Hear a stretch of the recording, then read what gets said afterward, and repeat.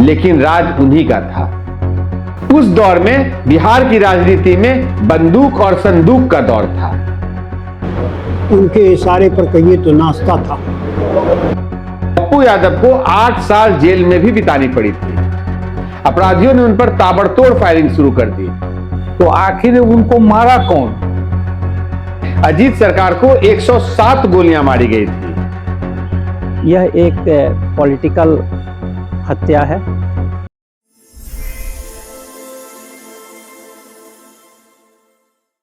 दोस्तों, बिहार चुनाव की सरगर्मी के बीच मैं पूर्णिया में हूं। पूर्णिया में 14 जून 1998 को एक ऐसा हत्याकांड हुआ था जिसने पूरे देश में सनसनी फैला दी थी। वहां के एक लोकप्रिय नेता को 1-2 नहीं, पूरे 107 गोलियां मारी गई थी। बिहार में जब भी चुनाव होता है तो सीमांचल के इस जघन्य हत्याकांड की चर्चा होती है।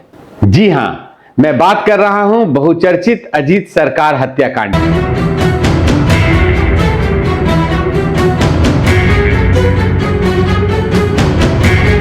सबसे पहले आपको बता दूं, पूर्णिया और उसके आसपास के बॉर्डर इलाके को सीमांचल कहा जाता है, क्योंकि यह इलाका नेपाल और पश्चिम बंगाल का सीमावर्ती है, इसलिए सीमांचल कहलाता है। पूर्णिया के अलावा सीमांचल में सुपौल, अररिया, किशनगंज, सहरसा, मधेपुरा और कटिहार आते हैं। पूर्णिया एक ऐतिहासिक जगह है। कहा जाता है महाभारत काल में यह राजा पौंड्री के अधीन धर्मपुर के नाम से जाना जाता था। इस पर पालवंशी और सेनवंशी राजाओं ने भी शासन किया और 13वीं शताब्दी में बख्तियार खिलजी ने इसे मुस्लिम शासन के अधीन कर लिया। पूर्णिया कभी बंगाल सूबे का हिस्सा था।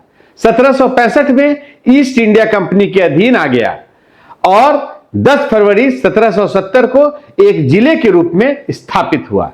1990 में बंटवारे के बाद इससे अररिया और किशनगंज जैसे जिले निकले और आज वो सभी सीमांचल के हिस्से हैं।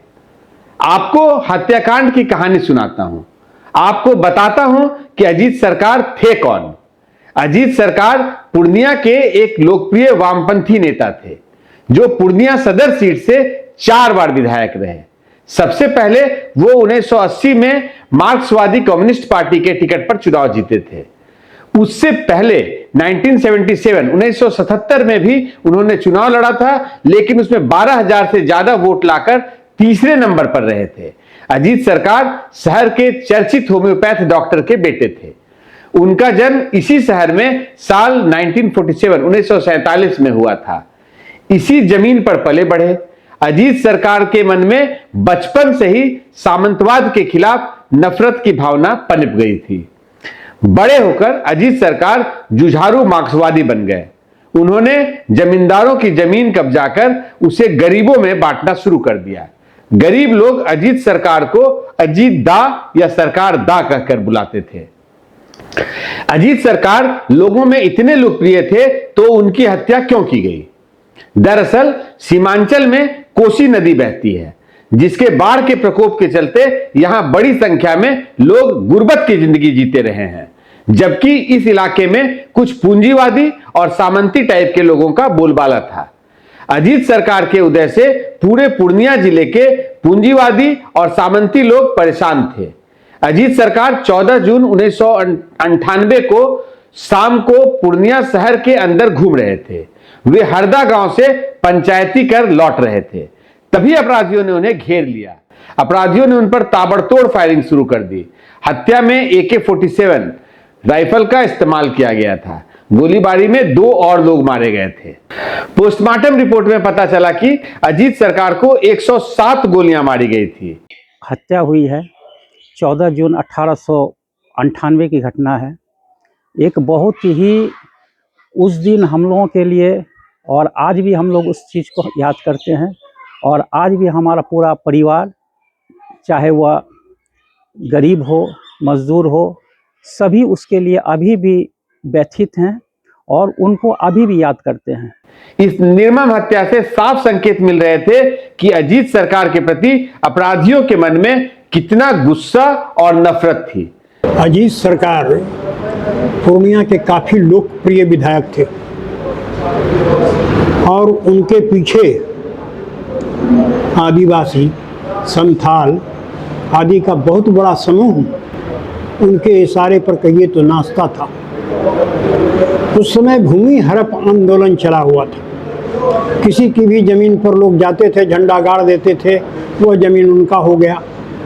इसके कारण आप कह सकते हैं कि बहुत से ज़मींदार टाइप के लोग उसके जान के दुश्मन बने हुए थे।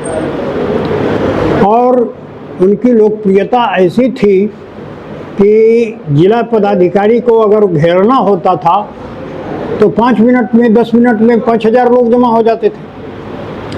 और यही कारण है कि लोगों को लगता था कि जब तक ये विधायक है तब तक इसको हरा पाना मुश्किल है। इसलिए हमको लगता है कि उसी कारण से कुछ लोग उसके जान के दुश्मन बने। जब अजीत सरकार की हत्या हुई थी तब लालू प्रसाद यादव मुख्यमंत्री नहीं थे, लेकिन राज उन्हीं का था, क्योंकि उस समय उनकी पत्नी राबड़ी देवी बिहार की मुख्यमंत्री थी। अजीत सरकार हत्याकांड मामले में सीबीआई ने जांच की। राजेश रंजन उर्फ पप्पू यादव, जो वर्तमान में अभी पूर्णिया के सांसद हैं, राजन तिवारी और अनिल कुमार यादव, अमर यादव और हरीश चौधरी को आरोपी बनाया गया था। निचली अदालत से इनको सजा मिली, लेकिन पटना हाईकोर्ट ने 17 मई 2013 को पप्पू यादव, राजन तिवारी और अनिल यादव को सबूतों के अभाव में बरी कर दिया।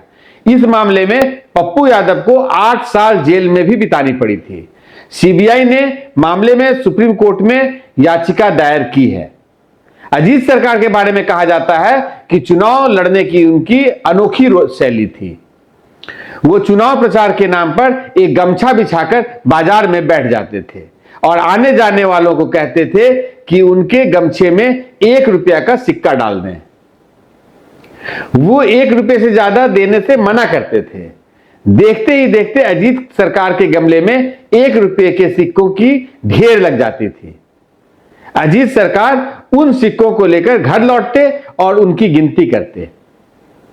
उससे अनुमान लगा लेते कि कम से कम इन्हें इतने वोट तो मिलेंगे ही। उस दौर में बिहार की राजनीति में बंदूक और संदूक का दौर था। बंदूक यानी बाहुबल, संदूक यानी धनबल। यानी माना जाता था कि जिस प्रत्याशी के पास गुंडे और पैसे होंगे वो सांसद या विधायक बन सकता था। बिहार की ऐसी राजनीति में अजीत सरकार का उदय एक अनोखी घटना थी। अजीत सरकार ने 4-4 बार विधायक बनने के बाद भी अपने लिए कोई निजी संपत्ति अर्जित नहीं की थी। वे पूर्णिया के दुर्गाबाड़ी मोहल्ले में एक किराए के मकान में रहते थे। घर का खर्च उनकी पत्नी माधवी चलाती थी। माधवी एक सरकारी स्कूल में टीचर थी। अजीत सरकार की हत्या के बाद उनकी पत्नी भी एक बार विधायक रही। हालांकि हत्याकांड के बाद अजीत सरकार के बेटे अमित सरकार जान का खतरा बताते हुए ऑस्ट्रिया में रहने लगे, क्योंकि उन पर भी हमला हुआ था। कॉमरेड अजीत सरकार की हत्या के बाद पूर्णिया में भारी विरोध शुरू हो गया। अजीत सरकार हत्याकांड में सारे के सारे जितने लोग थे सभी निर्दोष साबित हो गए। तो आखिर उनको मारा कौन, इसका पता अभी तक सरकार को चाहिए कि इसका पता लगाए कि आखिर कोई ना कोई तो उनको मारा होगा ही, बिना मारे हुए तो मरे नहीं हैं। तो आखिर उसका हत्यारा है कौन, ये पूरे पूर्णिया जानना चाह रहा है। हालात इतने बिगड़ गए कि उसे संभालने के लिए हत्या के अगले दिन यानी 15 जून 1998 को आरजेडी सुप्रीमो लालू प्रसाद यादव को खुद पूर्णिया आना पड़ा। तब राबड़ी देवी बिहार की सीएम थी। लालू प्रसाद यादव पूर्णिया जिला स्कूल के मैदान में नए एसपी आरएस भट्टी को साथ लेकर हेलीकॉप्टर से पहुंचे थे। उन्होंने एसपी आरएस भट्टी का वहां मौजूद जनसमूह से परिचय करवाया था। लालू प्रसाद यादव ने कहा था कि इनका नाम राजविंदर सिंह भट्टी है, ये अपराधियों को भट्टी में झोंक देते हैं। इसके बाद तालियों की गड़गड़ाहट से उनका स्वागत किया गया था। लालू प्रसाद यादव के साथ अजीत सरकार के बेटे अमित सरकार ने भी लोगों से शांति बनाए रखने की अपील की थी। तब जाकर हालात संभले थे। अजीत सरकार की हत्या आज इतने वर्ष बीत गए, लेकिन कईयों का नाम इसमें आया, कई इसमें जेल में गए, लेकिन फिर भी अंत तक पता नहीं क्या कारण है कि उनके परिवार को कोई न्याय नहीं मिल पाया। और अभी भी हमारा परिवार इस न्याय के लिए हाँ आंखें बिछाए हुए हैं। देखे आगे क्या होता है। इस हत्याकांड में गौर करने वाली बात यह है कि ये बिहार के तत्कालीन मंत्री ब्रिज बिहारी प्रसाद की हत्या के अगले दिन हुआ था। तब बिहार के हालात बहुत खराब थे। मैंने पहले भी आपको बताया, तभी उस दौर को मैं बिहार का काला अध्याय कह रहा हूं। तो दोस्तों, इस एपिसोड में इतना ही। अगली वीडियो में कोई और मुद्दा, कोई और कहानी। तब तक नमस्कार।